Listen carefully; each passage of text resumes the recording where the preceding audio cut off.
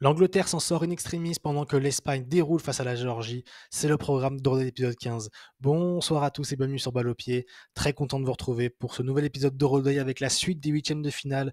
Aujourd'hui, l'Angleterre et l'Espagne jouaient, deux des favoris au titre suprême. On a vraiment eu deux équipes bien distinctes, une en maîtrise et l'autre qui a beaucoup souffert. On va en parler et on va commencer avec celle qui a souffert, l'Angleterre qui a dû s'arracher pour s'imposer 2-1 après prolongation face à la Slovaquie et arracher sa qualification en quart de finale. On va d'abord voir un petit œil aux compositions d'équipe avec du côté de la Slovaquie le 4-3 classique de Calzona, avec notamment ce côté gauche Araslin, Duda, Anko qui avait fait mal à beaucoup d'équipes lors de la phase de poule. Et du côté de Gareth Southgate, on reste sur le même 4-2-3-1 avec un seul changement, c'est la titularisation de Kobbie Mainoo, le jeune de Manchester United, en lieu et place de Trent Alexander-Arnold au milieu de terrain, qui n'a jamais donné satisfaction durant la phase de poule.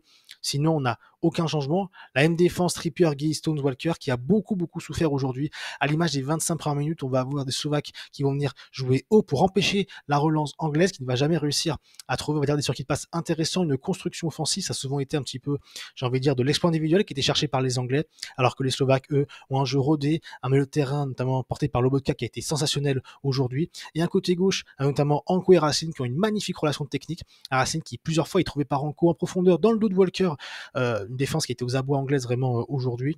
Racine, donc, dès le début du match, commence un petit peu à, j'ai envie de dire, jouer dans le dos de Walker, amener du danger devant le but de Pickford, sans réellement inquiéter le gardien anglais, jusqu'à cette 24e minute. On va avoir ce long ballon de Vavro, qui va être ensuite dévié par Kuka, avec une défense anglaise, on voit où il y a un manque de communication, on a Stones et Margui qui sont au contact du ballon. Ça va être récupéré par Strelec, qui, on voit, en bas à Raslin, il va plutôt garder le ballon, fixé, il va voir Schranz partir, Margui est aux fraises, Schranz va être lancé par Strelec et Schranz va d'un magnifique extérieur du pied tromper Jordan Pickford, ça va faire 1-0 pour la Slovaquie, la surprise générale au bout de 25 minutes, surprise oui, mais lorsqu'on voit le début du match, c'est plutôt mérité pour une équipe de Slovaquie qui est venue avec des intentions et qui, comme je l'ai dit, était habituée à faire de très gros débuts de match.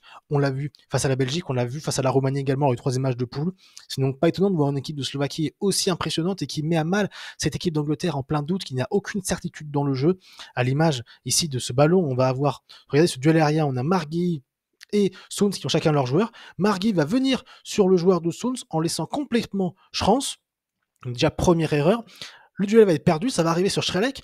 Walker peut y aller, mais en même temps, Walker est un petit peu sur le reculoir parce qu'il y a Araslin en bas qui peut être trouvé par Strelec. Et regardez Margui, là, qui après le duel, d'ailleurs, s'est fait mal à l'épaule, on le voit, il a encore un petit peu, j'ai envie de dire, sa tête dans le duel, il ne s'est pas vraiment remis. On a Schranz qui commence sa course et Margui qui la commence beaucoup trop en retard et qui va donc laisser le champ libre à Schranz. Magnifique ballon de Strelec qui a fait le geste parfait pour lancer son ailier qui va tromper Pickford et marquer son quatrième but, il me semble, de la compétition, ou troisième but de la compétition. En tout cas, Schranz qui fait partie des meilleurs buteurs, je crois que c'est son troisième but d'ailleurs, oui, ce soir, à Schranz, et qui donc lance parfaitement l'équipe de Slovaquie qui, on le sent en fin de première mi-temps, va un petit peu baisser de pied. On va avoir une équipe anglaise qui va reprendre le contrôle du jeu sans pour autant être dangereuse, et c'est le grand défaut de cette équipe d'Angleterre. On voit un Jude Bellingham qui joue beaucoup trop bas, qui ne touche pas assez de ballons, un Harry Kane qui ne participe pas assez au jeu, un Phil Foden et un Bukayo Saka, les deux ailiers qui ont beaucoup de mal à exploiter les côtés slovaques, car on a en face une défense très solide, une des charnières centrales avec notamment Milan Skriniar qui est impérial, et donc une fin de première mi-temps où l'Angleterre va pas avoir de réelles opportunités de revenir au score.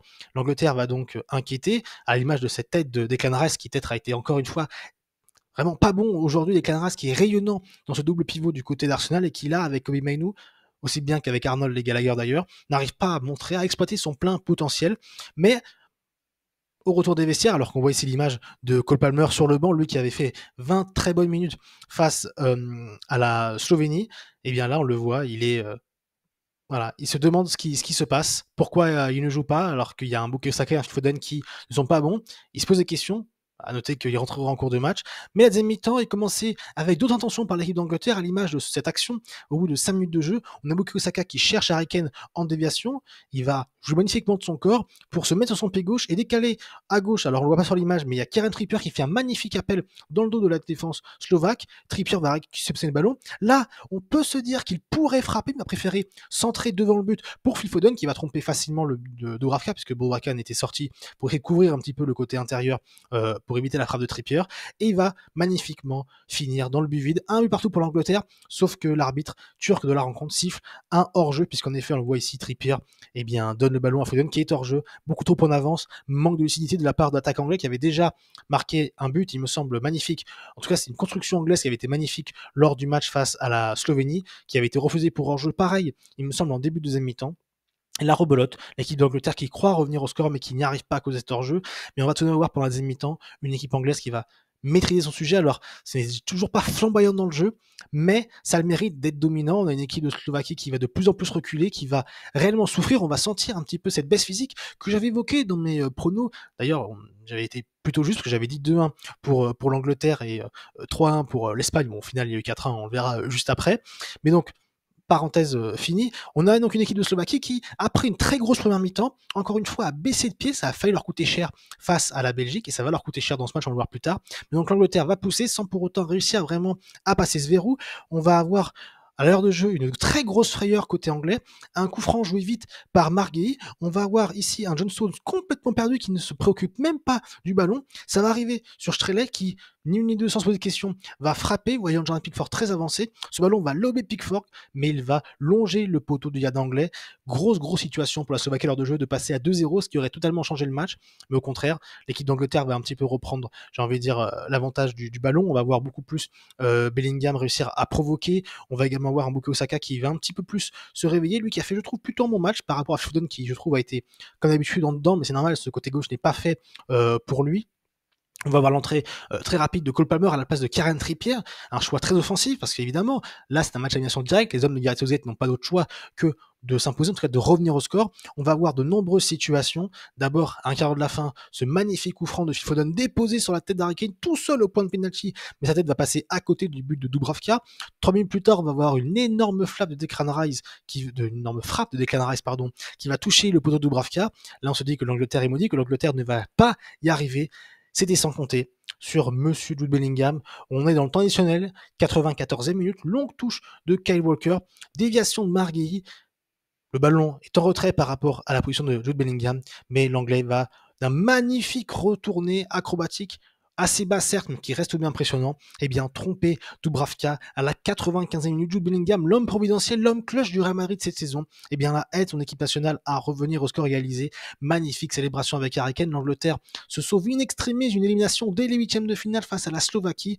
Le match va donc aller en prolongation et là, on voit que la confiance et surtout l'ascendant psychologique qui est pris par l'Angleterre va, j'ai envie de dire, se convertir puisque on est à la 91e minute, on est donc à 1 minute après le début de la prolongation. Coup franc de Cole Palmer sur le côté droit, ça va être dégagé du point par Dubravka. Eze en première intention va toper sa reprise, ça va de manière assez chanceuse revenir sur la tête d'Ivan Toney qui était en jeu en toute fin de rencontre du côté anglais. Il va la remettre et ça va arriver magnifiquement sur la tête d'Harry Kane, seul face au but vide, qui va tromper Dubravka et qui va célébrer ça avec l'ensemble des supporters anglais et avec Jude Bellingham. Après la célébration de Bellingham avec Kane, c'est de Kane avec Bellingham. C'est une belle image et ça permet à l'Angleterre donc de mener 2-1. L'Angleterre qui va cependant se faire très peur en prolongation puisque l'Angleterre va essentiellement laisser le ballon à la Slovaquie qui va, j'ai envie de dire, user des longs ballons, user du jeu, on va dire un petit peu plus court, en essayant de combiner sur les côtés comme il pouvait le faire en début de rencontre, mais la Slovaquie a pris un énorme coup au moral et ne réussira jamais à se relever. L'Angleterre va se qualifier après prolongation, 2-1 dans un match plus que poussif où l'Angleterre était à quelques secondes d'être éliminée. Mais Jude Bellingham était là, l'homme providentiel, l'homme qui doit porter cette équipe d'Angleterre. Harry Kane également, que l'on a beaucoup critiqué à juste titre durant ce début d'Euro, qui là marque le but de la victoire, ce qui va faire du bien lui pour sa confiance, car une élimination prématurée aurait fait énormément tâche dans sa carrière déjà qui est en club assez compliqué. Ça aurait encore fait plus tâche du côté de la nation anglaise où on peut pas dire que Kane est pour l'instant une immense histoire avec cette sélection. Et on a cet homme, Gareth Southgate, qui peut pousser un grand ouf de soulagement, lui qui se voyait déjà être limogé à la 94e minute avant que Jude Bellingham ne le sauve. Bravo à cette équipe de Slovaquie tout de même, qui aura fait un bon Euro, on aura vu des choses intéressantes. Malheureusement, on sent que cet abattage au milieu de terrain et, on va dire, ce jeu ultra physique où, on l'a pas dit, mais il y a eu un jeu ultra physique durant la première mi-temps, il y a eu pas moins de 5 ou 6 cartons jaunes, dont Marguerite d'ailleurs, qui sera suspendu lors du quart de finale de l'Angleterre. À voir par qui il sera remplacé. Mais donc, on avait un jeu hyper physique et forcément, la Slovaquie, comme lors des matchs de poule, et je l'avais dit dans ma preview, eh bien, on sait que cette équipe a une capacité de baisser de rythme énormément de mi-temps et on l'a vu. Ça a failli payer malgré tout puisque la Slovaquie était à quelques secondes de créer l'exploit. Malheureusement, Bellingham est venu par là et l'Angleterre se qualifie donc pour les quarts de finale. On verra un petit peu plus tard dans le bracket qui elle affrontera, même si évidemment vous le savez déjà. Passons maintenant au deuxième match de la soirée, l'Espagne qui affrontait l'étonnante équipe de Géorgie qui était qualifiée, on s'en souvient, après sa victoire lors de la dernière journée des phases de poule face au Portugal, 2-0. La belle histoire qui s'est concrétisée sur le terrain, en tout cas en début de match, même si on va le voir au niveau des statistiques. Avant ça, j'oubliais les compositions d'équipe, évidemment c'est important. Du côté du 11 espagnol, aucun changement par rapport à l'équipe qui avait battu et de manière assez sèche. Ça, ça avait 15-0, mais en tout cas, dans l'expression collective, ça avait été assez sec. L'équipe espagnole qui avait été alignée face à l'équipe italienne en phase de poule. Et du côté de la Géorgie, le même 5-3-2 que le match face au Portugal, avec toujours ce duo Kvaratskhelia, Mikotadze devant et Kokorashvili au milieu de terrain, qui encore une fois a été très très bon ce soir. Lui qui joue à Levante, qui je pense va avoir de nombreuses sollicitations durant cet été. Mais donc, un match où la Géorgie a eu beaucoup de difficultés, on le voit, 75% de possession à 25, 3,06 expected goals contre 0,24, 35 tirs à 4 pour l'Espagne, vous entendez bien, 35 tirs à 4, et la Géorgie a tout de même réussi à marquer, très cadré, c'est un petit peu le défaut qu'on peut donner à cette équipe d'Espagne, c'est ce manque, j'ai envie de dire, d'efficacité devant le but. Bon, certes, il y a eu 4 buts ce soir, mais avec 35 tirs, on doit normalement marquer plus que 4 buts. Voilà, un nombre de passes également. On n'a vu qu'une seule équipe sur le terrain, même si attention, on a vu un premier quart d'heure exceptionnel de l'Espagne qui n'a pas laissé respirer la Géorgie. Et pour autant, malgré 16% de possession de balle, la Géorgie va réussir à marquer sa première véritable occasion. Un ballon récupéré dans son camp. Kvaratskhelia va réussir à se défaire. Il me semble que là, c'est de Fabian Ruiz, il me semble, ou c'est de Carvajal. Il va la transmettre à Mikotadze qui va résister au retour et au pressing des milieux de terrain espagnols. Il va la donner à Kakabadé sur le couloir droit qui est assez seul et assez éloigné de Cucurella qui n'est pas exemple de tout reproche cette action. Kakabadé va centrer en direction du point penalty où se trouve Kvaratskhelia qui a fait l'appel depuis sa ligne de touche et ce ballon, sous la pression de Kvaratskhelia, va être contré par Robin Lenormand qui va marquer contre son camp et ça va faire 1-0 pour la Géorgie après 17 minutes de jeu. On voit alors, j'ai envie de dire, le scénario cauchemar pour l'Espagne se réaliser quand on sait l'Espagne avant ce but qu'elle avait déjà eu 2 ou 3 grosses situations avec un Mardashvili qui avait encore été très très bon. Et bien là la Géorgie marque. Mais après ça, malheureusement, la Géorgie va énormément subir, va vraiment jouer en bloc très bas. On va avoir peu, j'ai envie de dire, d'occasions ensuite pour la Géorgie, même s'il y a un milieu de terrain qui arrive de mieux en mieux à sortir les ballons, même sous haute pression espagnole, en tout cas sur la première mi-temps. Il va tout de même avoir à la demi-heure de jeu une égalisation espagnole. On est sur une contre-attaque qui emmène Lamine Yamal devant Mardashvili qui va faire un magnifique arrêt. Après un mauvais dégagement de la part de la Géorgie, ça revient sur Cucurella. Il y a 20-30 secondes de possession avant que un ballon de Nico Williams revienne sur Rodri qui, avec ce pied droit, va réussir à crocheter son vis-à-vis géorgien pour se mettre dans son pied gauche et tromper Mamardashvili dans le petit filet géorgien. Ça va faire un but partout, même si on le voit, il y avait peut-être un hors-jeu de position de Morata. En tout cas, les Géorgiens ne s'en sont pas plaints et l'arbitre François Texier a consulté la VAR qui a accordé le but à l'Espagne. Ça fait donc un but partout. Ce sera d'ailleurs le score à la mi-temps, même si l'Espagne, après ce but, va essayer d'aller chercher ce deuxième but très rapidement pour se mettre à l'abri et éviter de douter. On va voir encore une fois Mardashvili qui va sauver les siens, une équipe de Géorgie qui défensivement va être héroïque, mais en deuxième mi-temps, on va voir une équipe de Géorgie qui va subir, j'ai envie de dire, le saut de l'attaque espagnole, même si on va avoir à la 47e minute une énorme occasion pour la Géorgie. C'était décidément la journée des tirs lointains, on va dire, avec une récupération dans le camp géorgien de cette équipe géorgienne, avec encore une fois une perte de balle. Il me semble que c'est de Rodri qui a assuré une mauvaise passe pour Pedri. Rodri qui a perdu plusieurs ballons malgré son but ce soir. La Géorgie va récupérer ce ballon. On va tout de suite lancer Kvaratskhelia, j'ai envie de dire, un petit peu dans cet assaut, avec Mikotadze également, qui on le voit en haut de l'écran, part très très fort pour justement jouer les coups à fond. C'était le but de la Géorgie. Et Kvaratskhelia qui va avancer et qui va voir Unai Simon très avancé en dehors de sa surface de réparation. Énorme frappe que l'on voit tous rentrer dans le but, mais ça va passer juste à côté des buts de Unai Simon. On est passé aujourd'hui à quelques centimètres d'avoir 2 magnifiques buts. Et on est 3 ou 4 minutes après cette action, on a un coup franc entrée de surface que Yamal va tirer côté gardien, que Mardashvili va sortir, et dans la continuité de l'action, Yamal va récupérer le ballon sur son côté droit et faire une merveille de centre pour Fabian Ruiz que l'on voit ici entre deux défenseurs, un petit peu laissé seul, et qui va du magnifique tête tromper Mardashvili. Un magnifique centre de Yamal, ça commence à devenir sa spécialité. On l'avait déjà vu faire ça face à la Croatie, c'était un but de Carvajal. Alors certes, c'était au premier poteau, mais c'était un petit peu dans la même veine. Il avait également fait ce centre en match réparation face à Andorre, et ça avait fini par un but de la tête de Pedri. L'Espagne mène donc 2-1, et l'Espagne est menée 3-1 10 minutes plus tard avec une récupération sur une offensive, une des rares offensives de la deuxième mi-temps de la Géorgie. Fabian Ruiz va récupérer le ballon, il va voir Nico Williams partir, il n'est pas en jeu puisqu'il parle de son camp. Magnifique ouverture du milieu parisien, et là Nico Williams va se jouer de son vis-à-vis, crochet, élimination, il va se mettre dans son pied droit et décocher une énorme frappe sous la barre de Mardashvili. 3-1. La Géorgie va alors voilà, un petit peu rendre les armes. On va avoir une équipe d'Espagne qui va récupérer les ballons de plus en plus haut, va se créer énormément d'occasions. Lamine Yamal à plusieurs reprises à des frappes dans la surface de réparation qui finit soit du côté, soit dans les gants de Mamardashvili, soit à côté du but de Mamardashvili. Une équipe d'Espagne, comme j'ai dit, qui a manqué d'efficacité par moment, puisqu'elle aurait pu mettre vraiment beaucoup plus de buts ce soir. On va tout de même avoir un quatrième but sur une magnifique passe d'Oyarzabal qui était rentrée pour l'Espagne. Magnifique contrôle d'Olmo, pied droit, un petit peu à l'image de Rodon en première mi-temps, qui avec ce pied droit et ce contrôle va accrocher son vis-à-vis. Frappe pied gauche qui trompe Mamardashvili, petit filet. 4-1 pour l'équipe d'Espagne qui donc se qualifie pour les quarts de finale assez tranquillement. C'était attendu, j'avais annoncé un 3-1. Mais attention, on a eu quand même très peur pour l'Espagne. Après le but de la Géorgie, on pensait au braquage d'une équipe d'Espagne qui aurait pu un petit peu revivre le même symptôme que face au Maroc à la Coupe du Monde. Mais on sait que cette équipe d'Espagne est bien différente avec Luis de la Fuente, beaucoup plus verticale, beaucoup plus tranchante, beaucoup moins adepte de la possession stérile qui cherche avant tout la verticalité, à l'image de ces joueurs comme Yamal, comme Nico Williams ou encore Fabian Ruiz et Pedri. Pedri en numéro 10 qui, encore une fois, offensivement participe beaucoup plus au jeu et qui arrive à être beaucoup plus influent aussi bien dans sa possession que dans son placement. Il a toujours un placement stratégique entre les lignes espagnoles pour pouvoir ensuite faire un magnifique jeu de déviation où il sent toujours le jeu, et il sait où se trouvent ses partenaires. Attention tout de même, il est sorti à la 50e minute, il semble blessé, remplacé par Dani Olmo, à surveiller du côté espagnol parce que la perte de Rodri peut être un élément assez compliqué pour l'Espagne, surtout au vu du quart de finale qu'ils attendent, on le verra juste après. Mais petit mot quand même pour la Géorgie. Bravo et merci à cette équipe de Géorgie de nous avoir fait rêver, de nous avoir procuré des émotions. La plus belle surprise de cet Euro, la Géorgie qui participe à sa première compétition internationale, qui se qualifie pour la phase finale en passant une poule avec notamment la Turquie, le Portugal et la Tchéquie avec cette victoire extraordinaire face au Portugal lors du dernier match. Des individualités qui sont révélées. Mamardashvili qu'on n'attendait pas à un aussi gros niveau. Mikotadze qui a confirmé sa magnifique fin de saison avec Metz, mais c'est un petit peu plus compliqué ce soir. Un Kvaratskhelia qui a connu un début de cette compétition compliquée, mais qui a réussi à faire un match plein face au Portugal et qui a encore une fois été décisif ce soir parce qu'il est sur le but contre son camp de l'eau normand. Kokorachi, le milieu de terrain, qui je pense va faire beaucoup d'émules au sein des clubs peut-être espagnols de Liga cet été. Et que dire de cet homme, Willy Sagnol, premier coach français de l'histoire, a entré une autre équipe que l'équipe de France lors d'un Euro, qui a fait un travail colossal depuis 3 ans. La première pierre du projet, j'ai envie de dire, a été bien posée. Arriver à l'Euro, en plus y faire bonne figure. Maintenant, il va falloir confirmer.